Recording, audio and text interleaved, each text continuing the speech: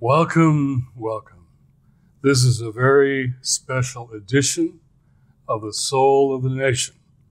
We are here at our new Center on Faith and Justice at Georgetown on the eve of our Test of Faith, a summit to defend democracy. And I am just delighted to have the co-hosts of the convocation, unscripted podcast available to you on YouTube. Here they are. We talk a lot together, but here we are, all speakers at this conference, and here we are face to face. We don't always see each other face to face too often, so I'm just blessed to have you all here. With me are Diana Butler-Bass, historian, speaker, and author of the Cottage Newsletter. We got her out of the cottage today. Kristin, who is a professor of history and gender studies at Calvin University and fellow at the University of Notre Dame Center for the Philosophy of Religion. You kind of do it all, religion, philosophy. Robbie Jones, president of PRRI, the data we all turn to. We're just talking all the time. And Jemar Tisby, author and historian. Now, these folks all have written many books. It would take too long to name them all, but look up their books.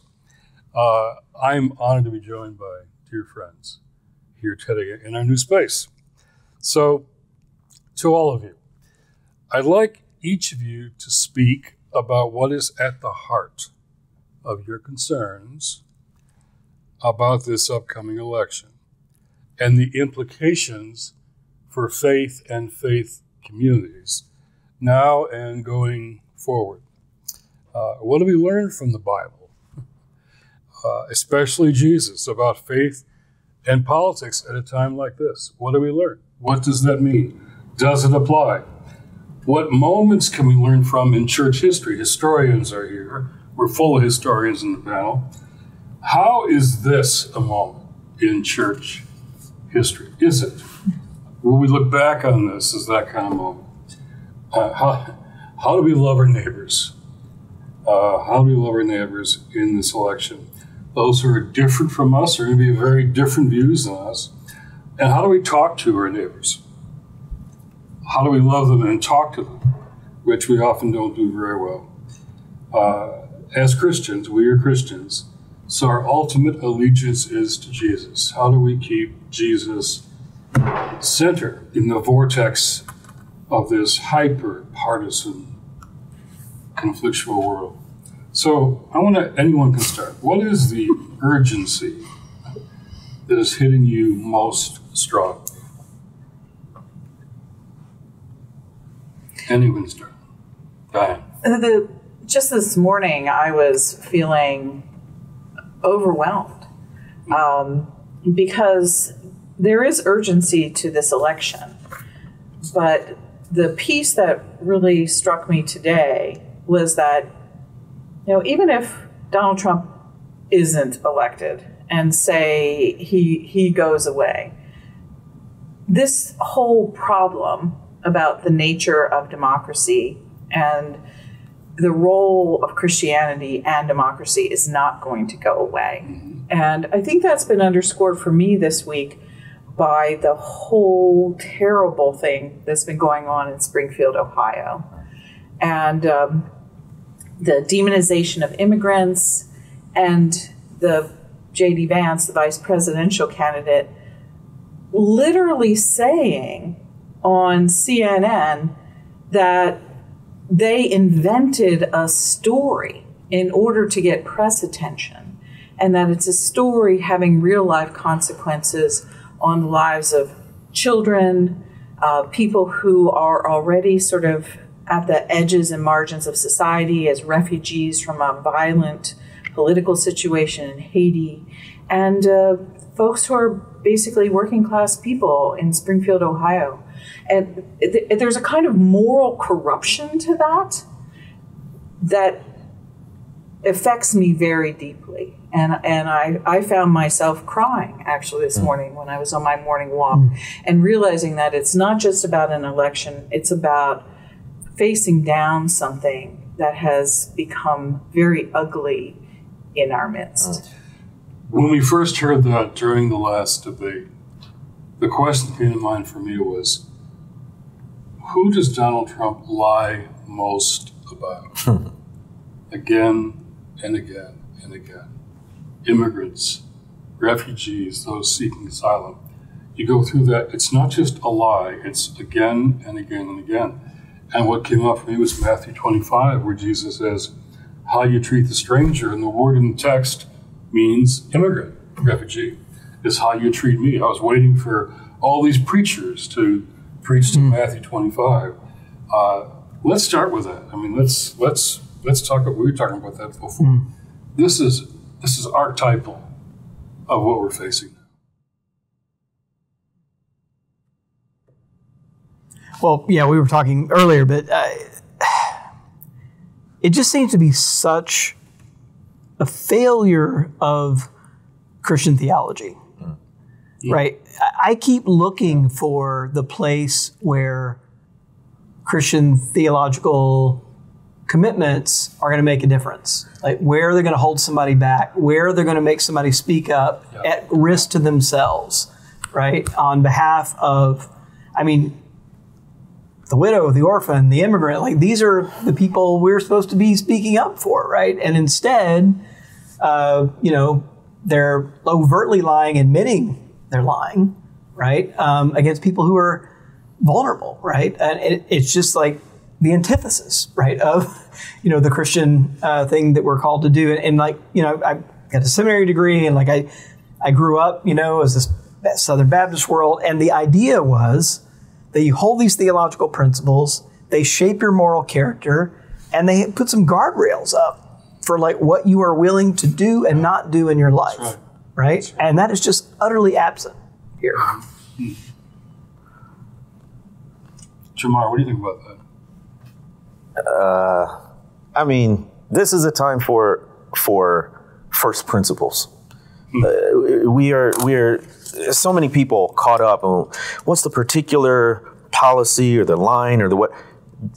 What's at stake right now is the peaceful transfer of power, period. If we don't have that, then all of the policy talk is off the table. And I don't think a lot of people who were born and raised in the U.S. understand just how chaotic governments can get, because we've never had to deal with the kind of tyrannies and tumult that some other countries face. But we're at a point where, it could happen here, and it could happen in the very next election. Wouldn't happen maybe all at once, but that opens the floodgates for whatever could come next. So at this point, I consider myself an evangelist for democracy. Just like, listen, y'all, I get it. You've got issues with both sides, which is a line I hate. But can we at least say we're going to have a candidate who abides by the vote, abides by whatever the outcome is, and sticks by that? And can we at least have a candidate who has minimum basic character? I mean, this shouldn't even be a race.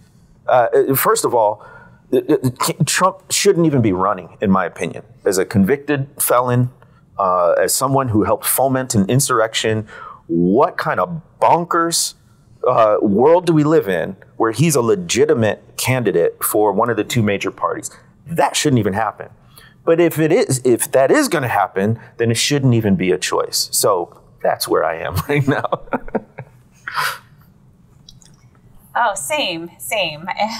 What everybody said, what Jemar has said, that phrase just keeps ringing through my mind. It can't happen here, because it can. And yet there's so much complacency, and complacency turns to complicity. Right now within Christian communities, there are bad actors, and we may end up talking more about those in just a bit, but there are bad actors in a number of religious spaces right now, religious and political spaces, who are orchestrating essentially a takeover of the federal government.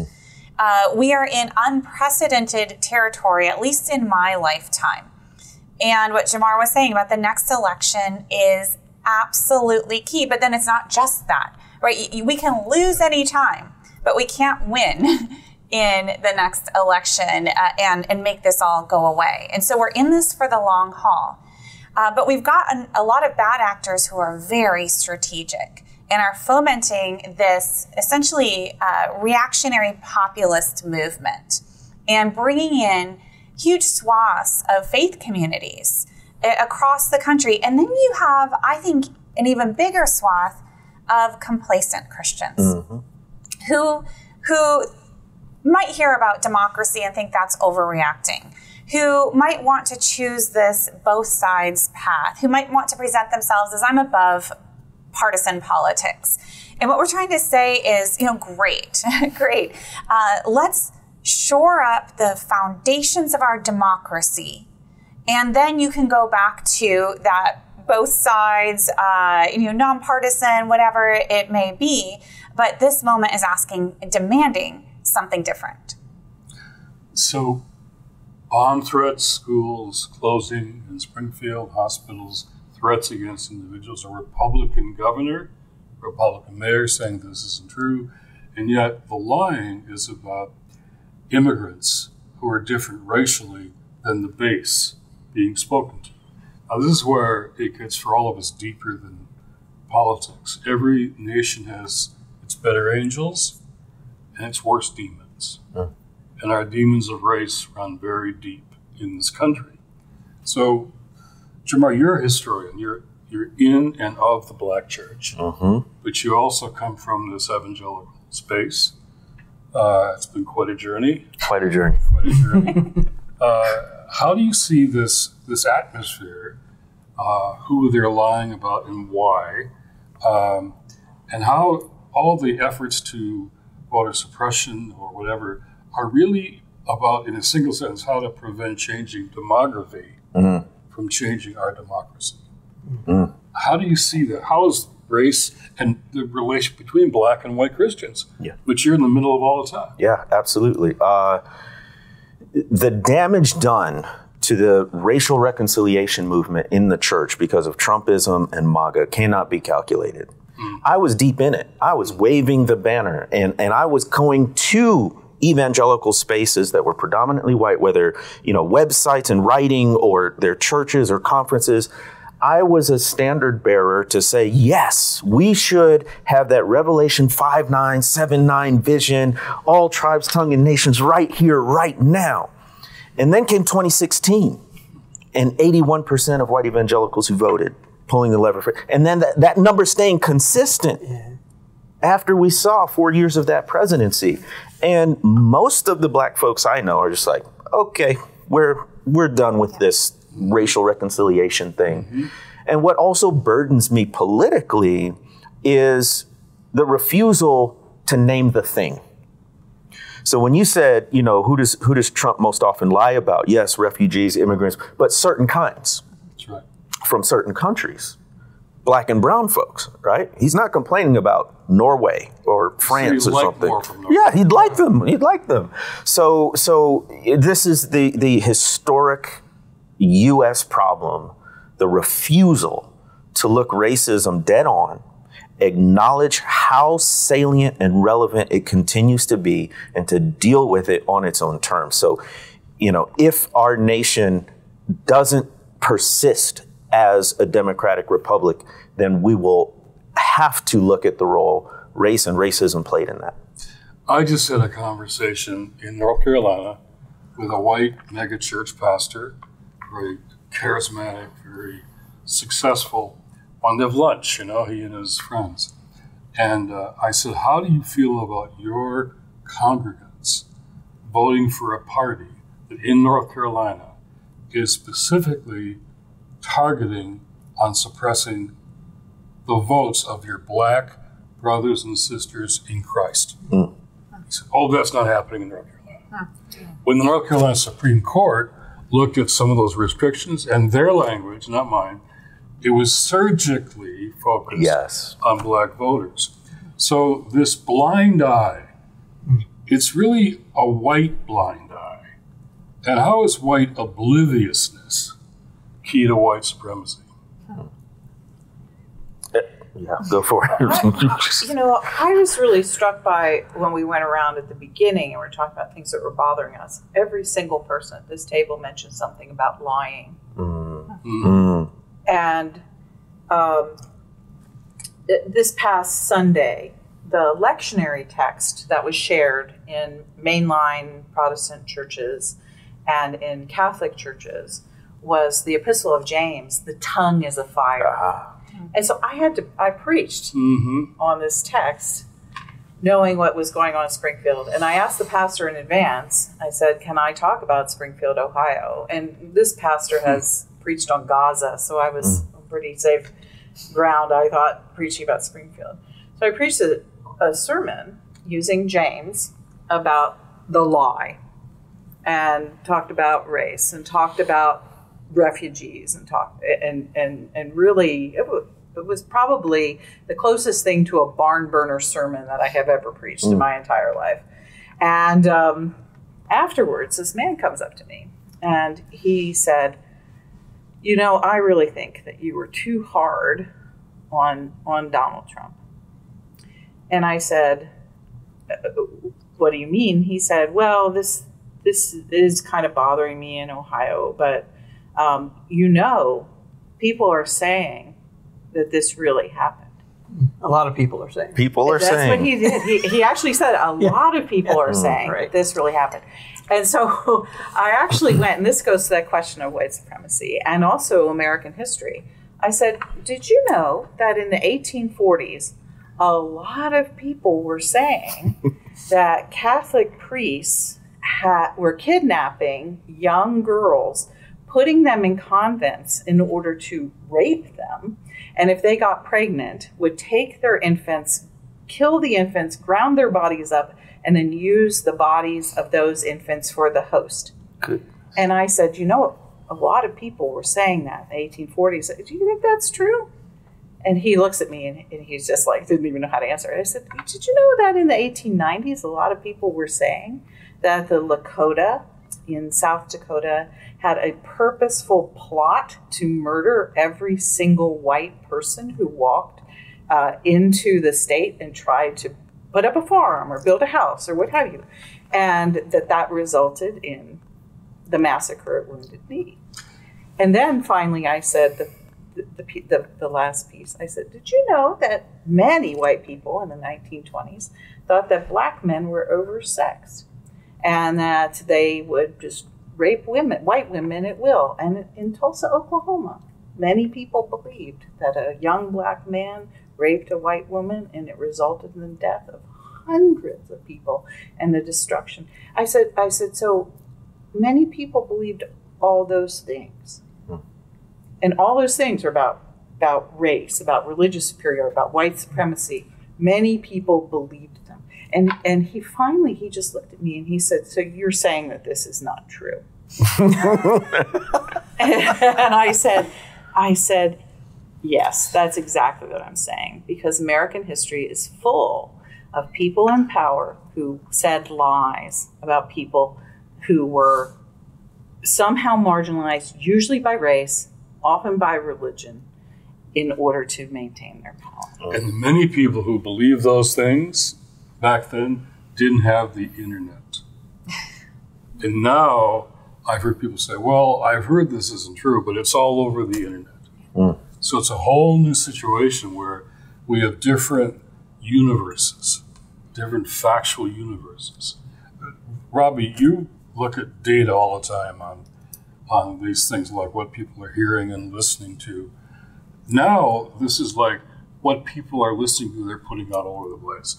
And someone told me this morning, all she has to do is go to her mother's nursing home and talk to her mother's friends about all they're hearing from each other and on the internet about all these things. And if there's no accountability to facts and truth. You see it all the time. Yeah. And you hear that, like, we're going to create stories, right? And because they know this is not accidental, right? I mean, these were networks created specifically for this purpose, right? Fox News, for example, like, you can see it in the data that Republicans who, for example, who watch Fox News are far more extreme.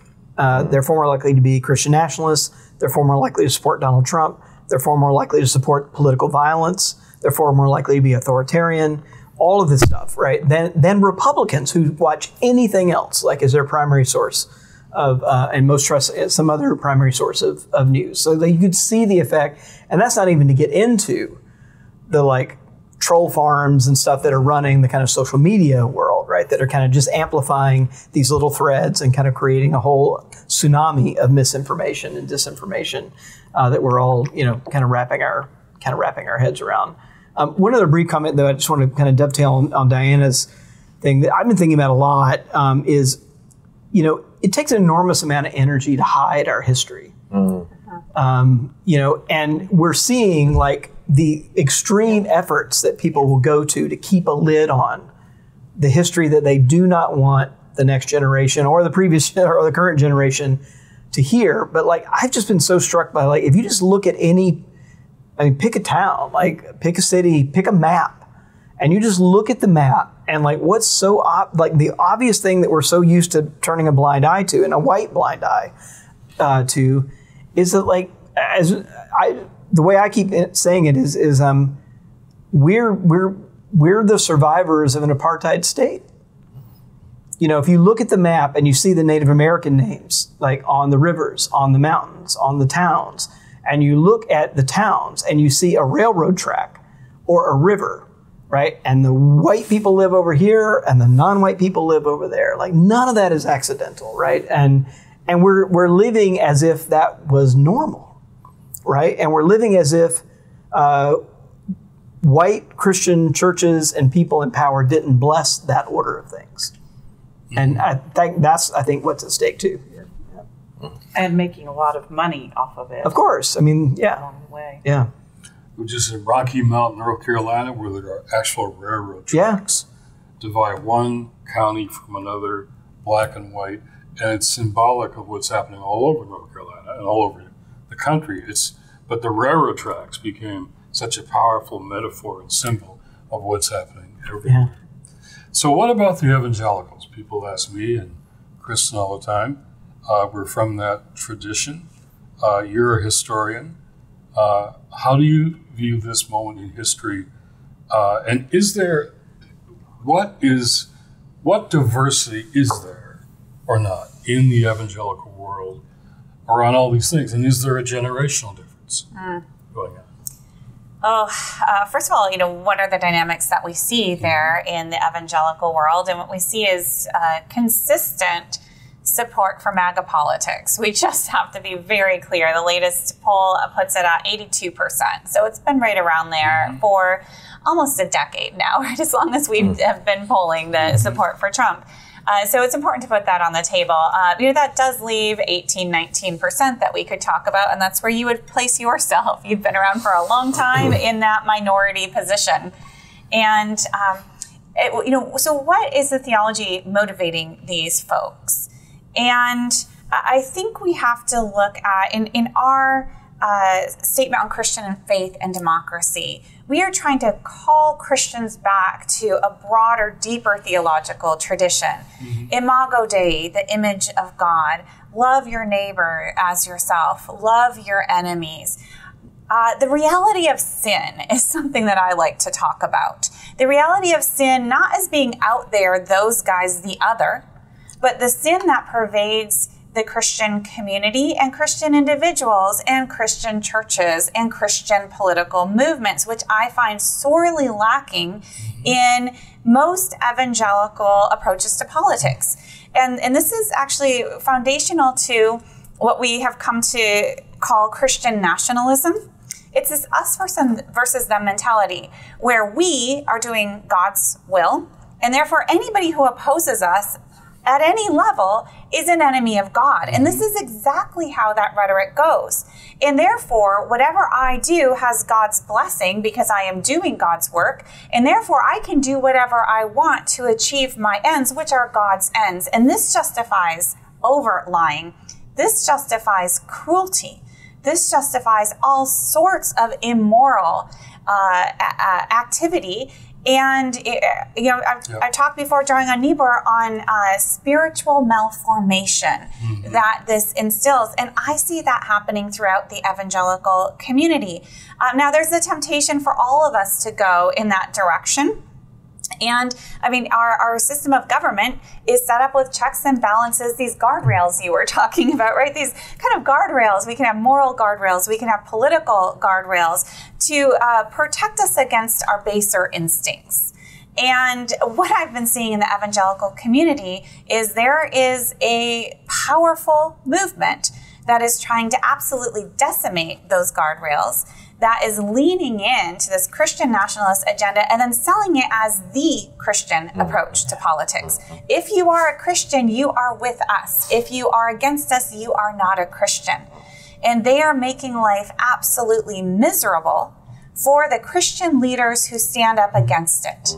And that is their specific strategy, their tactic, which just happens to be, I'll say as a historian here, straight out of the authoritarian playbook as well. Right. Ruthlessly attacking in-group moderates. So you're saying evangelicals are not taking sin seriously. I am saying they have to look at their own sin, the humility that all of us need. And can I just say, as a Southern Baptist, right, who grew up in that world, like, you might think that for a denomination that got race and slavery and segregation so damn wrong, that you might want to take a hiatus for a few years or a few decades on pronouncing your righteousness and your lock hold on the truth, capital T, right? Yeah, that's all I'll say. You might. Go ahead. No. So where is and how is this being discussed? Now, as your data shows, Robbie, that a majority of white Christians, not just evangelicals, but mainline and Catholic, the majority of white Christians voted the last two elections, majorities for Donald Trump. Is that changing or not? Do you find, in your mainline world, do you find pastors finding the courage to stand up and speak up? Or are they afraid of the pushback they're going to get? What does the data show, and what does your relationship show about those pastors? Well, the data piece will be very quick. No, we're not seeing any movement at all. Pew's got new numbers out. PRI's about to have new numbers out that I've already looked at. I can tell you there is no movement. It is 8 and 10 white evangelicals, 6 and 10 white non-evangelical Protestants, and 6 and 10 white Catholics still supporting Trump and his favorability numbers, right? So it's one thing to say, that's an action I'm going to take in political space. But his favorability numbers among white evangelicals are in the 70s. Like, you favor the person, like what your favorable view of them. So there's just no movement at all. And again, to sort of put it in historical context, what we're looking at here is that since the passage of the Civil Rights Acts in the 1960s, that's what set us on the course that we have today. And it has been white Christians supporting Republican candidates at the top of the ticket, and kind of everybody else supporting Democratic tickets in presidential elections. And the thing that set us on that course was the passage of the Civil Rights Act, where there was a great white Christian flight from the Democratic Party to the Republican Party that coalesced in the 80s with Reagan and has been solid ever since. So Trump is like accentuating this, but this was a kind of racially reactive course that defined our political parties in racial lines before Trump ever, came on the scene. So this summer, I got to speak to a number of black pastors and preachers at the Haley Farm in Tennessee. And I said, how many of you have white sister churches? And they all raised their hands. That's where you swap a pastor and a choir once a year. I said, how about if you were to say to your white church partners, let's have a conversation between your church and mine about the teachings of Jesus in this election year. Let's have a conversation about what did Jesus say. Jesus isn't partisan, but what are the values that we derive that could help us in our voting? And a lot of folks like that, but then if you said, but they wouldn't do it. but they wouldn't do it. I said, what if you said, well, you like to say we have a relationship, and you like to talk about us having coffee and stuff, right? What if you say, if you don't do that this fall, don't expect our choir in the spring? What is this going to do to these relationships between black and white churches? Diana, do you want to comment any on the pastors in the main line? Are they talking more, or what? It's interesting that we both kind of are sitting here together with this set of questions between us. The situation in white mainline churches is, in some ways, a bit more complex than describing it what's going on with evangelical churches, because it's a 60-40 situation. And those are national numbers. And one of the things that is true about the mainline is it's very driven denominationally, and it's also very driven locally. And so not every congregation is going to be a 60-40 congregation or a 50-50 congregation. They're going to be very different depending upon the denomination. The UCC, the United Church of Christ, and the Episcopal Church are the two most blue, the ones that are the most liberal, care the most about liberal issues, and are voting more and more and more Democratic on a regular basis. And the Lutherans, or I was surprised by this, the PCUSA, the Presbyterians, and I think it's the Methodists are the two most divided, with the Lutherans kind of someplace in the middle. So that's a complex thing, is that you start looking at each one of these denominations and having to ask what happens. But all in all, I'd say the tenor in the main line is the pastors are actually terrified. And they do not know what to do with this. Some of them are facing 50-50 congregations. And they're facing all of this in a situation when their denominations are putting enormous pressure on them about church decline, and actually needing to hold on to the bodies, the physical bodies of every single mainline church member in order to keep the denominations afloat financially, etc. And so the pressure for these pastors to not speak to anything controversial is enormous. These are older congregations, and so they're also very given to what I call Republican nostalgia. And they're divided by family. But my email every single day has at least one, if not a half dozen or more, pastors who are literally saying to me, I don't know what to do, please help. And the clergy are in the main line, by and large, hugely outstripping the laity, opposed to Christian nationalism, engaged in issues of race, and they care about environmental concerns and gender issues. So the clergy is very liberal, the congregations are incredibly split, and there's a terror that is attached to it of denominational situations where their churches are closing.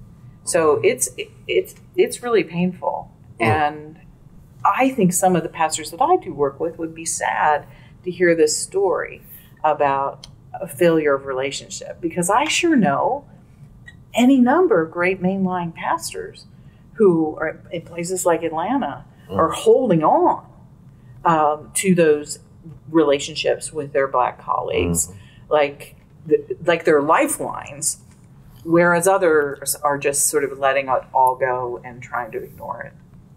And I'll just speak to how the landscape has shifted because I do racial justice work. So the only ones who invite me to speak at their churches anymore are mainline, Methodist, Episcopal, you name it. Evangelical churches, no. And my sense is that, and also that goes for colleges and universities as well. That used to be my most frequent stop for speaking would be Christian colleges and universities. And I don't get those invitations anymore. And my sense is there are always the far right extremes who are completely opposed to sort of any sort of racial progress, or in political terms, any conception that one might be a good, upstanding Christian and not vote Republican. There are those colleges. My sense is that a majority of these churches and institutions are scared. Yeah. They're scared to even have the conversation. Mm-hmm. They're scared of being labeled left, liberal, woke, and then those donor dollars go away. The people go away. And so that level of fear, which then turns into complacency, which then turns into complicity, I think with white Christians is a big old thing. And the last thing is I am just pounding my head against a wall saying that there is more than one way to approach political theology. And by the way, there's an entire tradition in this country that grew up in direct opposition to racism and white supremacy. I wonder, where would that be? Maybe we could learn something from this. So there's two ways of being racist, acts of commission and acts of omission. So we know the acts of commission, you call Haitian immigrants, stealing and eating pets, right? Completely false, right? But I think the greater issue among many white Christians is an act of omission, completely doing an end around the Black Christian tradition, which is by no means perfect. But on this race stuff, there's a lot we can contribute if folks would have the humility to learn. I have a sincere question about that. Some of the white leaders that I know are well aware of that tradition, but they're actually afraid to preach on it or use it as a theological basis for fear of appropriation. That's interesting. What would you say to people like that? I say if you fear appropriation, then you're probably okay. It's the people. It's the people who don't even think about it that are the ones who are the problem. So homework it was pretty good people. Yeah, give the proper attribution, do your homework, do a deep dive, don't have a superficial understanding of it. But let's spread the word. Yeah. Let's talk more about this terror and fear. I was in Atlanta at the Candler School of Theology. Hey, my alma mater. All right. You're at home school with a bunch of young pastors from all over the South, Black and white. Now, the Black pastors were really pleading with the white pastors to tell the truth about racism, about the history. Please tell the truth. And the white pastors, young white pastors, most of whom probably would have a Black Lives Matter sign on their front lawn, their response to that pleading for the truth was to talk about risk. Truth versus risk. And I heard things like, I need that parsonage to take care of my kids. Yes. Young female pastor. Yep. My senior pastor says, when you preach, remember the demographics of our donors. I'm afraid of losing my members. Just like Jesus. My job, my pension. So on the one side, it was pleading for truth from Black pastors. On the other side, these are all liberal folks, sort of. And they said, I'm afraid to do that. The terror. So fear is active on both sides. Right now, if you're Black in Springfield, Haitian or not, you're afraid, reasonably afraid. But people on the more open side, they're afraid to speak to this because of losing their churches. The fear is operating on both sides. Absolutely. I mean, this is certainly the case, not just churches, pastors across denominations. I also hear so many stories. I have a lot of people who write to me privately who cannot publicly show any association with me. Christian colleges, Christian universities, not surprised that Jemar's not getting the invites anymore. And why not? Did they change their opinion of Jemar? Or did they see how ruthlessly he was attacked and schools were attacked by this right wing for having him at an educational institution as a scholar, right? So this is, again, these are strategies here, and they are working exceedingly well. And the only way you defeat those strategies is you just stand against them. You take the hits, and we have far too few leaders of organizations, pastors, and leaders of religious denominations who are just ready to take the hits. Because what happens if you don't? What happens if you cave because of your donors, because of your constituents, just because you just don't want to handle the controversy, right? They're going to ask for more, and then they're going to ask for more, and then you absolutely lose your integrity. You lose your prophetic witness if you ever had one, and again, they will come back. And I think that there has been a sad lack of courage. That often people, if it gets too heated or if it gets to, the risks are too high, they either shut things down completely or they quietly leave the institution, quietly, not calling out what's happening. And so this festers and it gets worse and worse. And the other side sees that it's working and they do more. They do more. The only way to fight it is to stand firmly against it. And that's why I'm glad that we have this statement, clear statement in defense of democracy that acknowledges in it for some people signing this is going to bring on risk, real risk, losing that parsonage, losing the health benefits, right? Losing that income. But for goodness sake, what are you here to do? What are we here to do? And so this is one small thing, an act of courage, but just think if thousands of pastors, thousands of heads of Christian organizations would say enough is enough, right? And we're going to create space for ourselves and for each other and come at us. You know, guess whose name came up in this candler conversation with these black and white pastors? This is all going on about risk and fear. And one of them said, is this a Bonhoeffer moment? Is this a confessing church moment where people have to do that?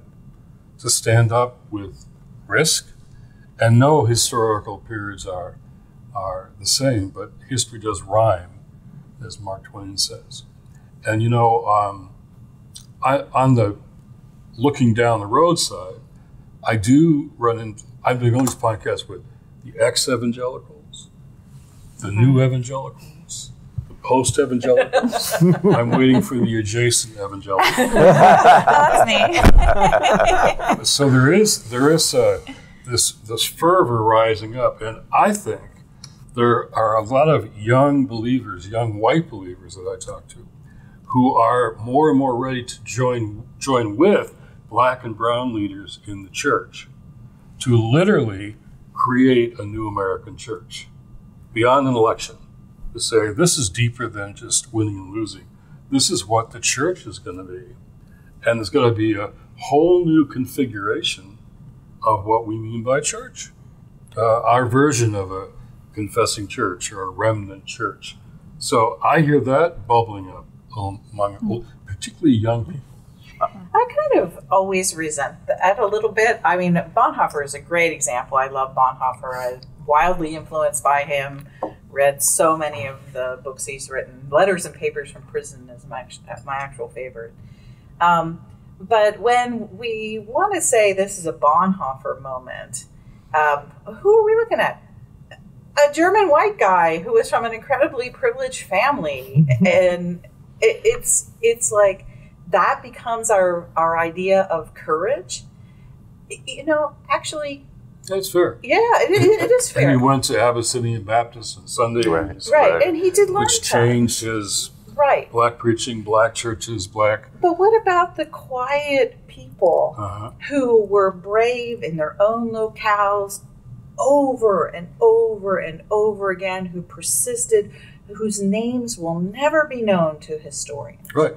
That's what history is made of, even more than the memory of the few great people whose memories do come down to us for good reasons, and they're often great people. But it's not a Bonhoeffer moment; it's our moment. Right. So that's what they're asking. Is this for us? What does that mean for us to be that kind of moment for us? How do we find the courage to stand up, as you were saying? Well, first of all, courage, it doesn't take that much courage yet, right? We are not in 1942 Germany. Yeah. We are not. And lose your parsonage, lose your pension. Exactly. You know, some health benefits, which obviously have real implications, but let's be clear here. The more that we do right now, the less we may have to do down the road. This is our time to act. Yeah. And so I just want to make that very clear, right? The risks that we're talking about, they are real risks. Yeah. And I know many people who have lost jobs because they did take a stand. But that is very different from what Bonhoeffer was facing. Yeah, they were raising that because they're feeling that stuff. Yes. And we should say, too, that had the previous generation done this. Early 30s. Really? Well, in the 30s or in the 60s. Yeah. Right? Yes. We would have to be doing less of it. Exactly. Right? Because we have kicked this can down the road in the white Christian church. We just have. Right? We sort of like papered it over a little bit, and maybe we make a little shift, and we put out the right press release, and maybe we'll show up to the right march. But at the end of the day, the fundamental dynamics didn't shift.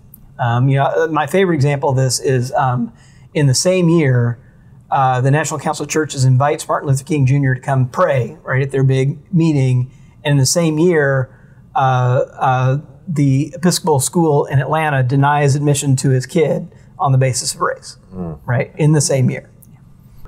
And all those people that quietly left white Christian churches, pastors that get driven out during the civil rights movement because they wanted to integrate their church and their congregation wouldn't, we're still picking up the pieces, right, of a unwillingness to really deal with that problem as it's come to head. Reconstruction, 20s and 30s, the 60s, there were these moments, and we're in another one, right, I think, now. I said to my students this week, we lack a theology of proximity.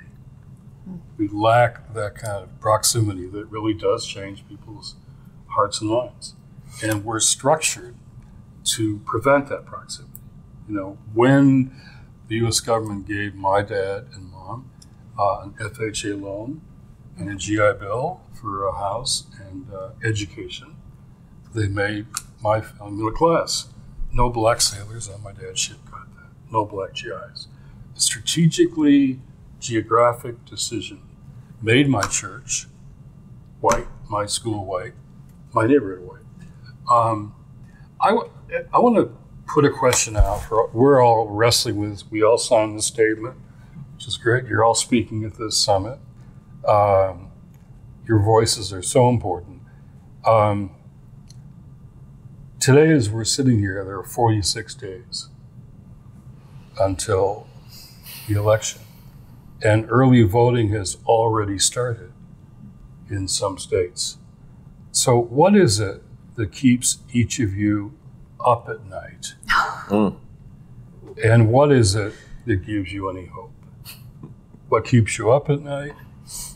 And what gives you any hope?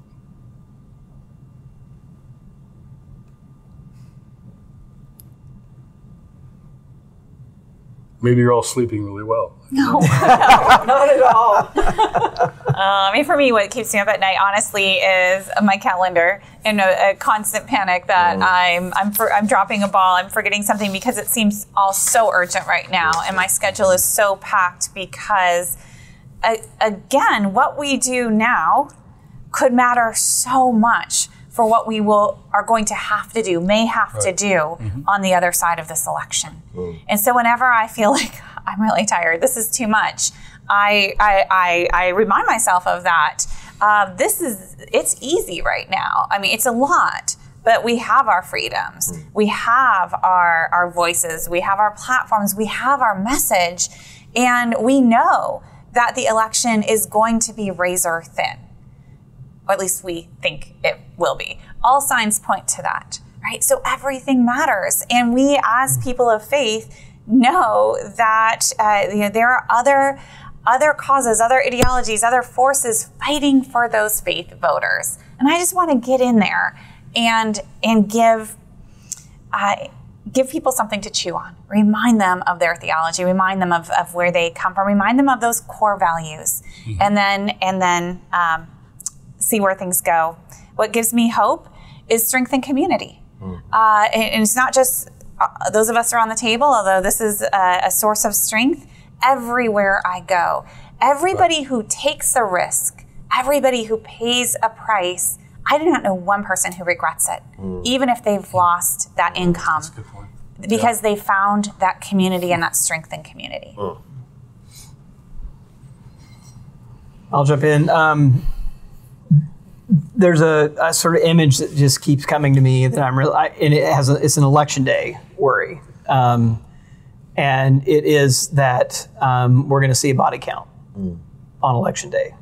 And that it, in my head, violence. what it basically is a majority black precinct and white supremacist armed people showing up as quote unquote poll watchers, right? Because they've been influenced by Trump to do that, fully armed to the teeth.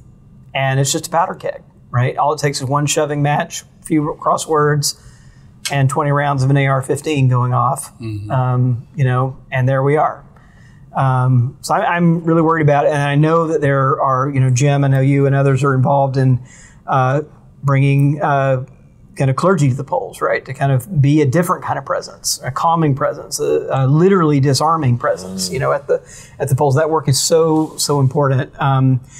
So that's what I'm worried about, what keeps me up. And the data that we're seeing about the support for political violence, right? That we have 1 in 3 Republicans telling us that they could foresee the need for political violence to save the country.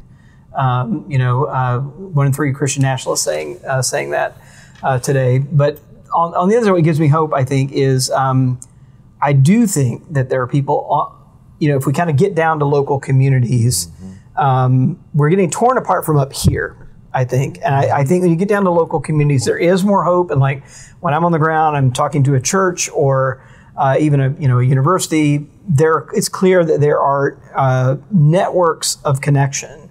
They're being frayed for sure and being tested and stretched. But I think at the local level, that's where I find that we hold things together, is down at the local level. And churches have a hugely important part to play, but they're going to have to play it really intentionally. The thing I think that keeps me up the most is the fact that we are living in different universes of reality. And that's a pretty big thing to have. Maybe I should be a fellow at the Philosophy Center in Notre Dame this year.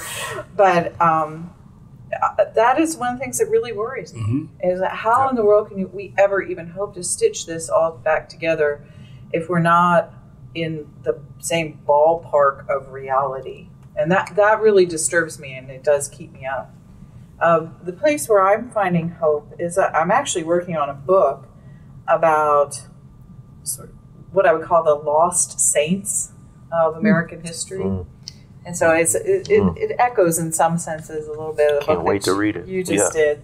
And just this so everywhere I'm going, all these different places, one of the things I've done is ask every single conference organizer to take me to some place in their town that surprises me about something they've learned in history in their city that they did not know, that's been newly talked about. And so people were taking me all kinds of amazing places. And this last weekend in Wilmington, Delaware, I mentioned I was up there. I went to 2 places that I walked away from feeling great about. One was the Garrett Tubman Memorial Park, right behind Union Station, the train station in Wilmington, Delaware. And there is this, what used to be just a kind of a seedy, kind of warehouse kind of area, is now a beautiful park right on the Delaware River. And at the center of it is a statue of Harriet Tubman and Thomas Garrett. And Tubman, most people know her by now. But Thomas Garrett was a white man, an abolitionist, and he worked very closely with Tubman and the Underground Railroad in Wilmington, Delaware, and was eventually credited with the transit of 27,000 people out of slavery to northern cities and to Canada. And one of the things that is so cool about the statue is that, and it's a very recent statue done by an Asian American artist, is that Tubman is standing just so gloriously strong right there on the river's edge, and she's holding a baby in her hand. And Garrett is kneeling next to her, and he's pointing the way through the wilderness. And so it's the real centering of the person who should be centered, Tubman, and the support of this white elite guy, this Quaker leader from Delaware. I recommend anybody go and see this. And then I went to the courthouse where he was tried because he broke the fugitive slave law. And the fellow who was the judge in his case was Roger Taney, who of course we know later will decide the Dred Scott case. And Taney had no sympathy to Thomas Garrett when he was brought before him for breaking that law, and fined him such an exorbitant amount of money, it's equivalent to about $100,000 in today's money. Basically broke the back of tried to break the back of his anti-slavery work. And when the verdict was announced, Thomas Garrett stood up and he said, "You think this will stop me?" He said, "I have only started." And so courage and historical courage in the telling of those public histories that have by and large been obscured or lost. And so I'm asking people now everywhere I go to show me something. Such a good idea. Yeah. Such a cool idea. And it's been amazing. What keeps me up is the day after the election.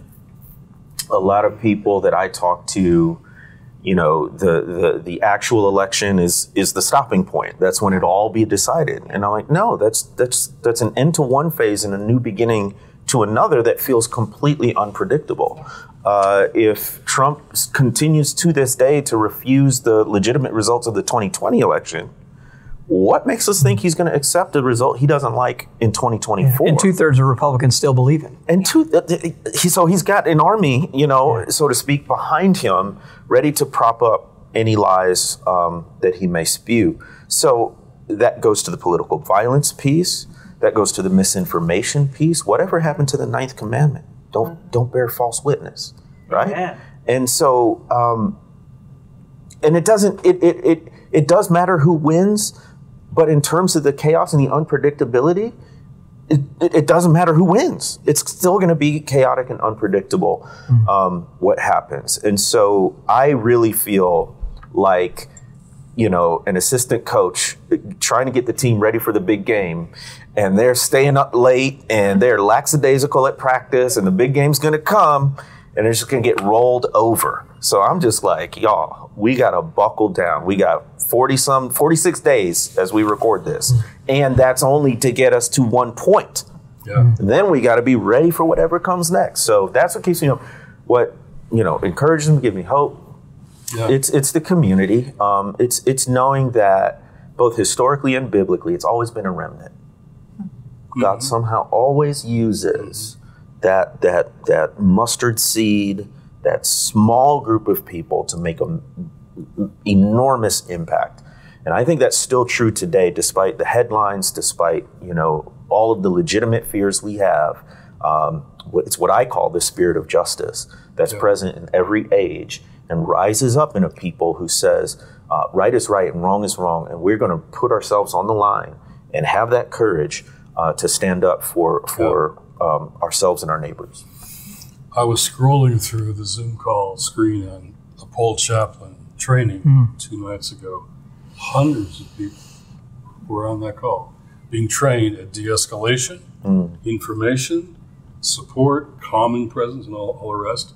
They're there. And we're now keeping until after the election, all the way to January 20th, until we know who's inaugurated. Yeah. Here's a bit of hope. We've all had the experience of not being invited back to something else. So that's typical. But, welcome to the club. Doing something right. But I was really sad one day when they not only didn't invite me back, they fired the chaplain who invited me to come. Right. He had 3 kids. I got to know the guy.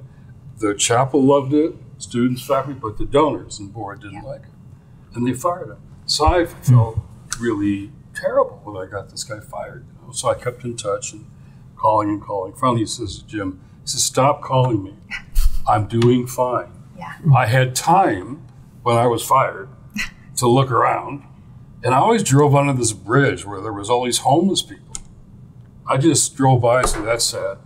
Finally, I had time to stop. Mm-hmm.